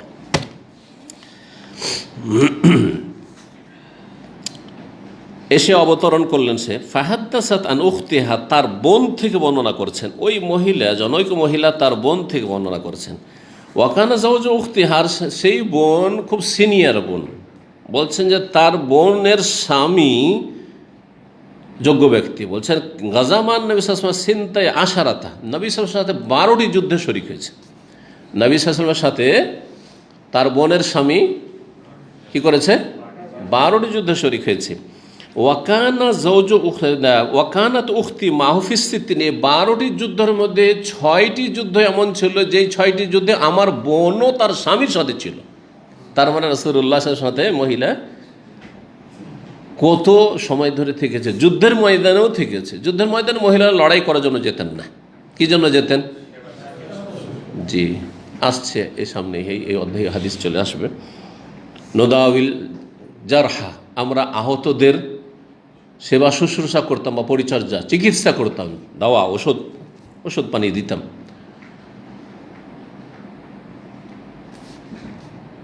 আর যারা অসুস্থ লোক তাদের পরিচর্যা করতেন, এই কাজগুলি করতেন। ওয়ানারুদ্দুল কাতলা, অন্য রিওয়ায়াতে আছে নারুদ্দুল কাতলা, আর যারা নিহত হয়ে গেছে সেগুলিকে, এখন পুরুষরা তো লড়াই করছে, অস্ত্র ধরে আছে, ওরা সময় পাচ্ছে না, তো যারা মারা গেছে, শহীদ হয়ে গেছে, ওদেরকে আমাদের দিকে নিয়ে আসতাম, যার লাশগুলো যেন মানহানি না হয়ে যায়, এই জন্য মুসলিমদের এলাকায় ট্রেনে নিয়ে চলে আসতাম আমরা, এই কাজ করতাম।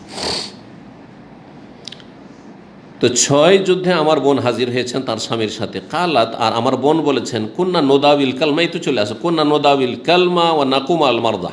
অন্য রিওয়ায়াতে রয়েছে কুন্না নোদাবিল জারহা। কালমা আর জারহা একই। জারাহা ইয়াজরাহু মানে হচ্ছে আহত হওয়া, জখম হওয়া, এই জন্য জুরহুন মানে হচ্ছে জখম, আর কালামা একলাম মানেও আহত হওয়া, জখম হওয়া। জি, কথাকে আরবি ভাষায় কি বলা হয় জানেন? কথা, কালিমা, কালাম, কালিমা আর কালাম, কালিমা একটা শব্দ আর কালাম হচ্ছে বাক্য। তো এখানে কিন্তু কাফ লাম মিম আছে। তো আরব যারা গ্রামারের পণ্ডিত তারা বলেছেন যে কথাকে কালিমা বা কালাম কেন বলা হয়, এজন্য বলা হয় যে আসলে কাফ লাম মিমের অর্থ হচ্ছে আঘাত, জখম, আঘাত খাওয়া বা জখম হওয়া, আহত হওয়া। আর মানুষের কথার দ্বারা এত বেশি আঘাত লাগে যে অস্ত্রের দ্বারা এত আঘাত লাগে না। কখনো কখনো মানুষের কথাতে এমন আহত করে আর অন্তরকে আহত করে। শরীর আহত হলে কয়েকদিনে ভালো হয়ে যাবে। জারাহাতু সেনানে লাহাল তিয়াম, আরবিতে একটি শের কবিতা রয়েছে যে যদি তরবারির আঘাতে কেউ আহত হয় লাহাল তিয়াম, তাহলে সেই জখমটি যে কাটা ঘা সেটা ভরাট হয়ে যাবে। কয়েকদিন পরে জড় লেগে গেছে, শুকিয়ে গেছে, ভালো হয়ে গেছে, স্বাভাবিক হয়ে গেছে, ঠিক না? ওয়ালা ইয়ালতাম মাজার হাল্লেসান, কিন্তু জবান দ্বারা যে আঘাত হয়, অন্তর আঘাত, সেটা কখনো সেটার ভরাট হয় না, সেই আঘাতটা থেকেই যায় যতক্ষণ পর্যন্ত ক্ষমা না নিয়েছে অথবা সে নিজে থেকে উদার অন্তর নিয়ে অন্তরতে পরিষ্কার করে ক্ষমা না করে দিয়েছে, যা ভুলেই যাব।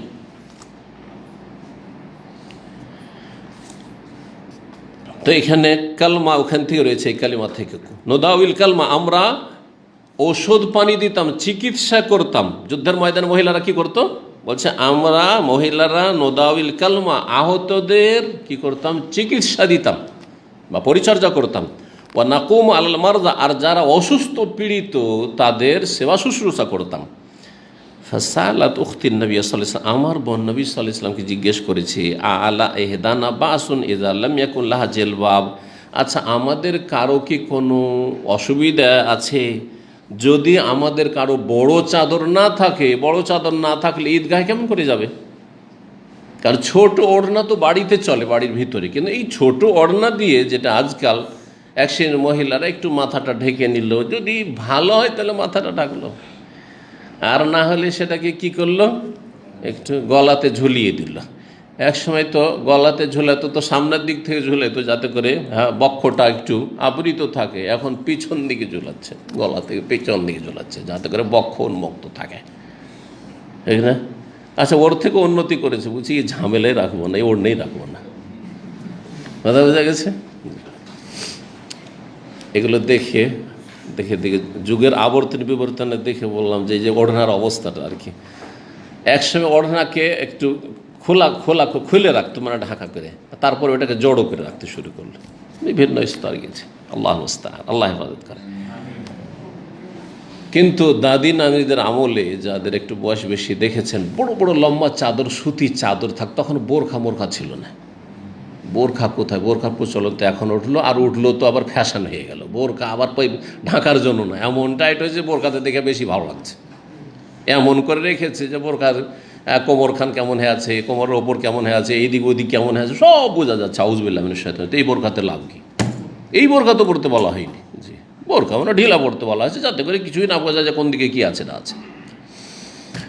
তো লম্বা লম্বা চাদর আমরা গ্রাম অঞ্চলে দেখেছি ছোটোকালে, এখন উঠেই গেছে। এখন যারা পর্দা নাসেন তারা বোরখা ব্যবহার করতে লেগেছে, পয়সা হয়েছে আলহামদুলিল্লাহ। বড় বড় চাদর দিয়ে এমন করে গোটা শরীরকে জড়িয়ে রাখতে, একেবারে টাকনা নিচে চলে আসতো ওই চাদর দিয়ে গোটা শরীর জড়িয়ে থাকতো, আর একটু ঘুমটা টেনে থাকতো, একটু কাত হয়ে দেখতো, একটু করে একটা চোখ দিয়ে দেখতে পেত। এটার নাম জিলবাব, এটার নাম হচ্ছে জিলবাব, লম্বা চড়া চাদর। বলছেন আমাদের কারো যদি লম্বা চাদর না থাকে তো আল্লাহ তাখরোজা, আমাদেরকে কোনো অসুবিধা আছে, গুনাহ হবে বা কোনো আপত্তি আছে এতে যে আমরা গেলাম না ঈদগাহে? কারণ লম্বা চাদর নাই, তাহলে কি করে পর্দা করব? ঈদগাহে যাব তো পুরুষদের নজর পড়বে। তখন নবী সাল্লাল্লাহু আলাইহি সাল্লাম কিন্তু এই ওজর কবুল করেননি যে হ্যাঁ, চাদর যখন নাই, লম্বা চাদর, পর্দার ব্যবস্থা নেই, বোরখা নেই, তাহলে যাবে না।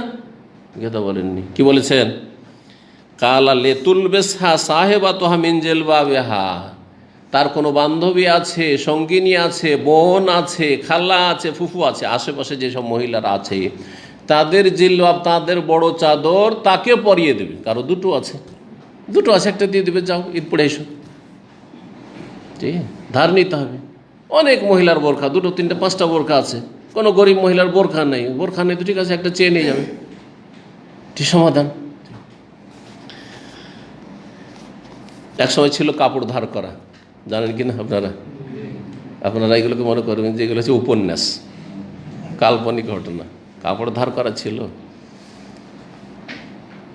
আমার আব্বা যেহেতু মানে টাকা পয়সা ইনকাম করতেন, শুধু কৃষি কাজ মানে জমি জায়গার উপর নির্ভরশীল ছিলেন না। গ্রামের সবাই জমি জায়গার উপর নির্ভরশীল, যারা জমি জায়গার উপর নির্ভরশীল তাদের হাতে কিন্তু টাকা পয়সা থাকতো না, আর যারা অন্য ইনকাম করতে পারে তাদের হাতে পয়সা থাকতো।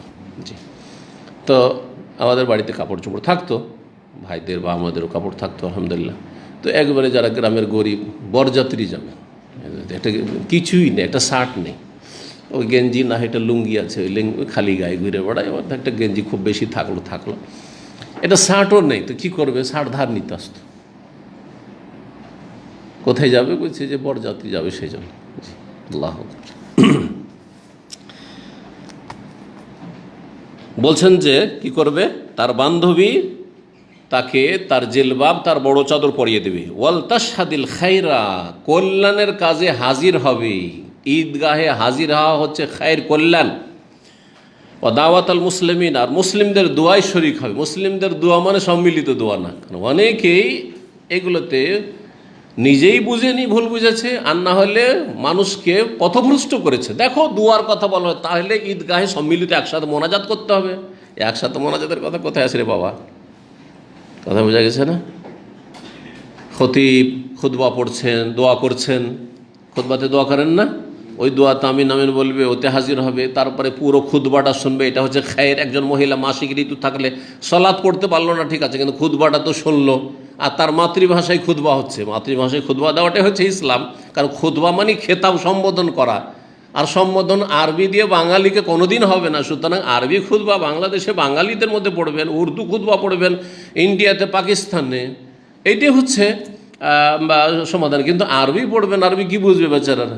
ইন্ডিয়া, বাংলাদেশ, পাকিস্তানের লোকেরা আরবি খুতবার মন্ত্র, এই মন্ত্র পড়ে লাভটা কি? তো হিন্দুদের ওই বেদ পড়াই হলো, সংস্কৃত ভাষার বেদ পড়ে, আর সেই বেদের শ্লোক তো তারা কিছুই বুঝে না, কারণ সে সংস্কৃত ভাষা তো মৃত ভাষা, জনগণ তো হিন্দুরা কেউ বুঝে না।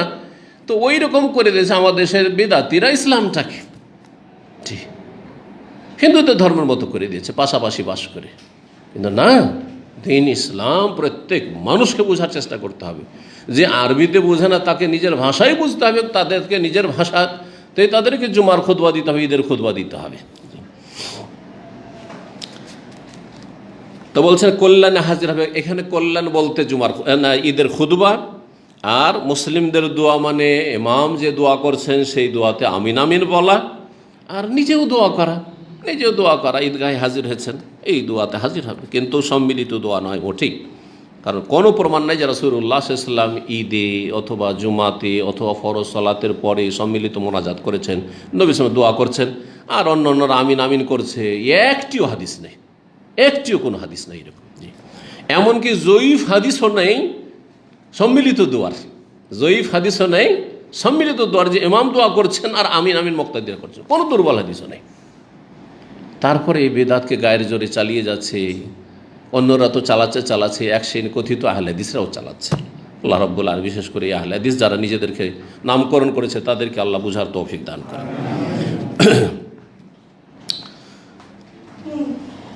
বলছেন যে ফালাম্মা কাদিমাত উম্মু আতিয়া, যখন উম্মু আতিয়া আসল, উম্মু আতিয়া রাদিয়াল্লাহু তাআলা আনহা কিন্তু এই ঈদগাহের হাদিস বর্ণনাকারিনী, ইনি এই হাদিস জানতেন, উনি আসলেন। সাল তো তাকে জিজ্ঞেস করলেন যে ব্যাপারটা কি, মহিলাদেরকে কি ঈদগাহে যেতেই হবে? আসামিতেন নবী সাল্লাল্লাহু আলাইহি ওয়াসাল্লাম কালাত, বলছে তুমি কি নবী সাল্লাল্লাহু আলাইহি ওয়াসাল্লামের কাছে শুনেছো? সাল তো আসামিতেন নবী সাল্লাল্লাহু আলাইহি ওয়াসাল্লাম, তুমি কি নবী করিম সাল্লাল্লাহু আলাইহি ওয়াসাল্লামের কাছে শুনেছো? কালাত, তখন তিনি বললেন, বে আবি নাম, আমার পিতা, আমার আব্বা নবী সাল্লাল্লাহু আলাইহি ওয়াসাল্লামের ওপর উৎসর্গিত হোক। নবী সাল্লাল্লাহু আলাইহি ওয়াসাল্লামের নাম আসলে অনেক সাহাবী মহিলারা বে আবি উম্মি, কেউ বে আবি আমার আব্বাকে উৎসর্গ করছি নবীর ওপর, আমার বাপ মাকে উৎসর্গ করছি, এভাবে বলতেন তারা। জি, ভালোবাসা প্রকাশের উদ্দেশ্যে।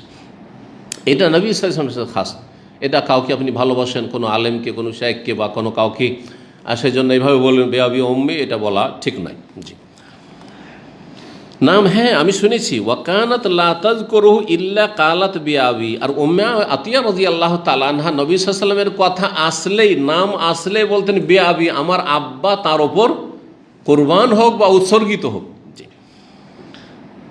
সামিতুহু ইয়াকুল, আমি নবী সাল্লাল্লাহু আলাইহি ওয়াসাল্লামকে বলতে শুনেছি। কে বলছেন? উম্মে আতিয়া রাদিয়াল্লাহু তাআলা আনহা, প্রসিদ্ধ এই হাদিস। তাখরুজুল আওয়াতিকু ওয়া যাওয়াতুল খুদুর, বের হবে ঈদগাহে যুবতী মহিলারা।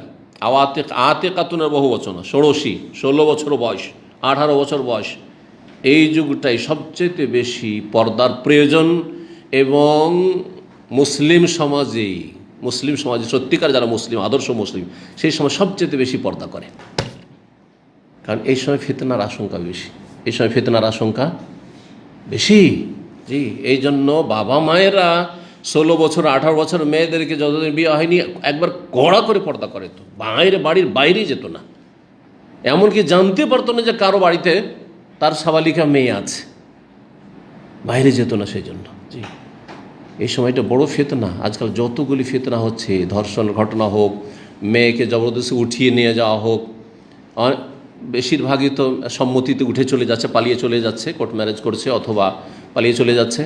কিন্তু অনেক সময় হয় কি, কোনো একটা মেয়ে খুব পছন্দ হয়ে গেল, আর মেয়ে বাবা বিয়ে দেবে না বা যে কোনো কারণে দেবে না, হয়তো সামাজিকভাবে মিল নেই, আর্থিক দিক থেকে মিল নেই, অথবা এই বয়স এখন দেবে না, আরও পড়াবে, তখন মেয়েকে ধর্ষণ করার চেষ্টা করে, মেয়েকে খুন করার চেষ্টা করে, মেয়েকে উঠিয়ে নিয়ে যাওয়া জবরদস্তি চেষ্টা করে। অথবা এক শ্রেণীর বদ প্রকৃতির লোকেরা রয়েছে যারা জিন শয়তান ব্যবহার করে সেহের জাদু করে উঠিয়ে নিলেন, এগুলো ঘটে। জি, সুতরাং এই সময়গুলিতে খুব সতর্ক সাবধান। অনেকে সাবালিকা মেয়েদেরকে নিয়ে পার্টিতে, গ্যাদারিংয়ে, ওই ভাইয়ের বাসায়, আমার বন্ধুর বাসায় আজকে পার্টি আছে, দাওয়াত আছে, ফ্যামিলি গ্যাদারিং আছে, আর সাবালিকা মেয়েদেরকে নিয়ে গেল।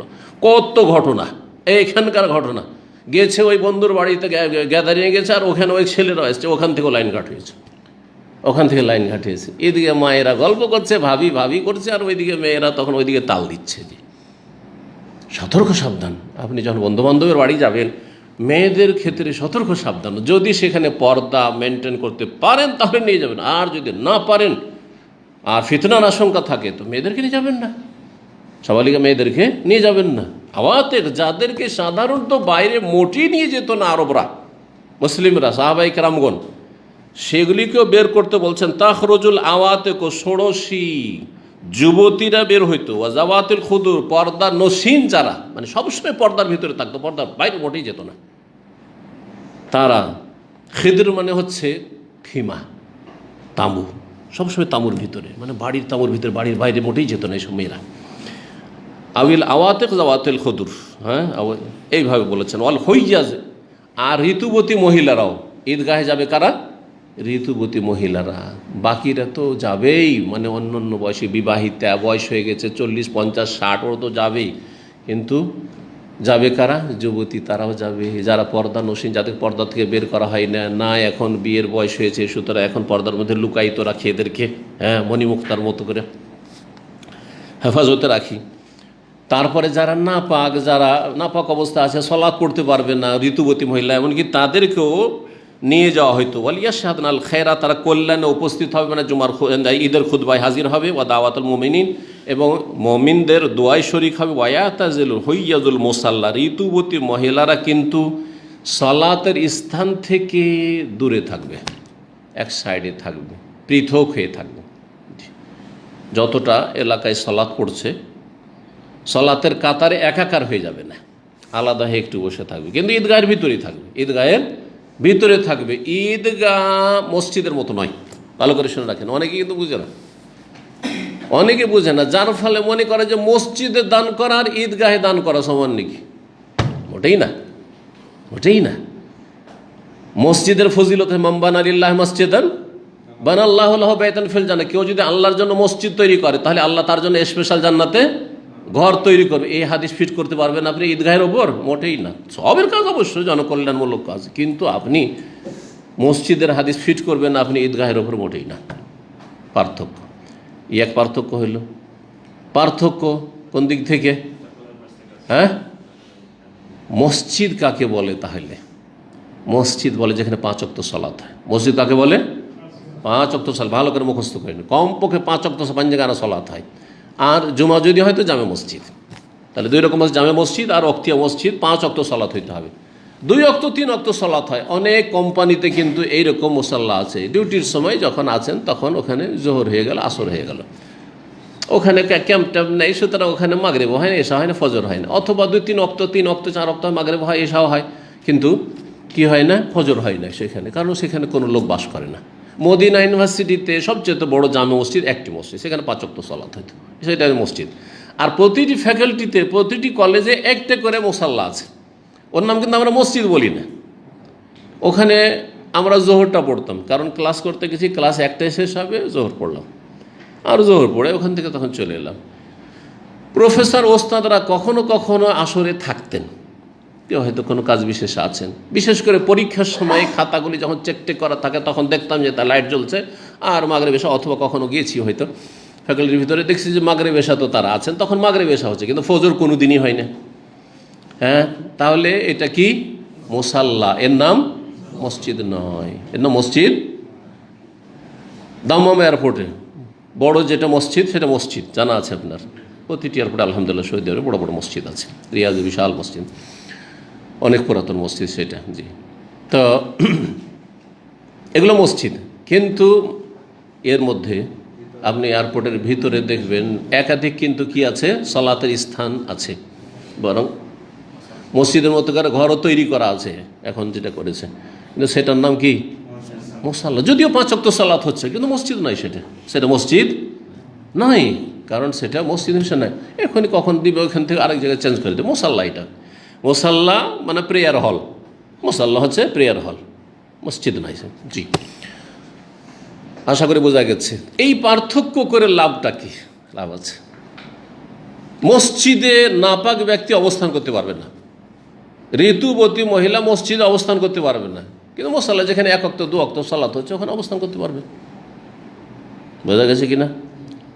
মসজিদে হারামের চারপাশে যে চত্বর, মসজিদে নবীর চারপাশে যে খোলা চত্বর, এগুলোতে মাঝে মাঝে সালাত হচ্ছে না? হচ্ছে না, মাঝে মাঝে হয়েছেও না, আবার যখন লোক নেই হচ্ছে না, তো বলবে এগুলো মসজিদ।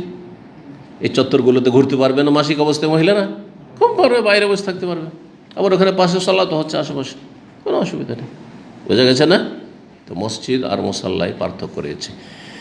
তো ঈদগাহ পুরোটা যে একেবারে মসজিদের মতো আর ঋতুবতী মহিলা যেতে পারবে এমন কথা নেই, তার একটা অংশে। দামাম ঈদগাহে দেখেছেন এক সাইডে মহিলারা বসে থাকে, হয়তো গেছে, ঠিক আছে, কিন্তু যেখানে সালাত হচ্ছে সেই হয়তো মহিলারাই সালাত আদায় করছে, তার সাথে একাকার হয়ে আছে ঋতুবতী মহিলা না। ঋতুবতী মহিলাদের উচিত হবে তারা আলাদা হয়ে থাকবে সালাতের স্থান থেকে, মুসাল্লা সালাতের স্থান থেকে আলাদা হয়ে থাকবে।